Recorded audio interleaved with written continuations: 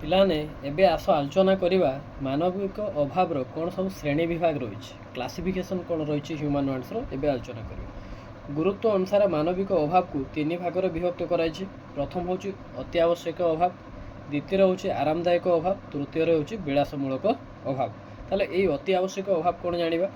ମୌଳିକ ଆବଶ୍ୟକତା ପୂରଣ ନିମନ୍ତେ ଆବଶ୍ୟକ ଦ୍ରବ୍ୟ ଆଦିର ଅଭାବକୁ ଅତି ଆବଶ୍ୟକ ଅଭାବ ବୋଲି କହନ୍ତି। ଏହା ପୁଣି ତିନି ପ୍ରକାର, ଯେମିତିକି ଜୀବନ ରକ୍ଷକ ଅତି ଆବଶ୍ୟକ, ଦକ୍ଷତା ରକ୍ଷକ ଅତି ଆବଶ୍ୟକ, ପରମ୍ପରାଗତ ଅତି ଆବଶ୍ୟକ।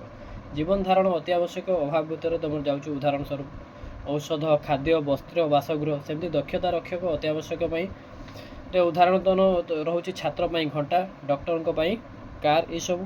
ସେମିତି ପରମ୍ପରାଗତ ଅତି ଆବଶ୍ୟକ ପାଇଁ ଉଦାହରଣ ରହୁଛି ବିବାହ କାର୍ଯ୍ୟରେ ନୂତନ ବସ୍ତ୍ର, ପର୍ବପର୍ବାଣୀରେ ପିଠାପଣା ଏସବୁ ଗଲେ ତୁମର ଅତି ଆବଶ୍ୟକ ଅଭାବ। ତାପରେ ଆସ ଆରାମଦାୟକ ଅଭାବ। ମନୁଷ୍ୟ ଜୀବନକୁ ସରସ, ସୁନ୍ଦର, ସୁଖମୟ ନିମନ୍ତେ ଆବଶ୍ୟକ ହେଉଥିବା ଦ୍ରବ୍ୟ ଆଦିର ଅଭାବକୁ ଆରାମଦାୟକ ଅଭାବ ବୋଲି କହନ୍ତି।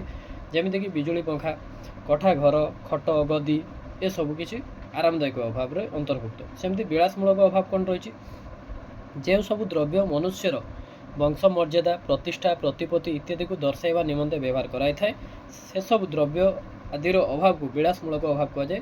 ଉଦାହରଣ ହେଉଛି ଶ୍ରମ୍ୟ ଅଟ୍ଟାଳିକା, ରାଜକୀୟ ଖାଦ୍ୟ, ଦାମୀ କାର୍ ଏସବୁ ଗଲା ତୁମର ମାନବିକ ଅଭାବର ଶ୍ରେଣୀ ବିଭାଗ।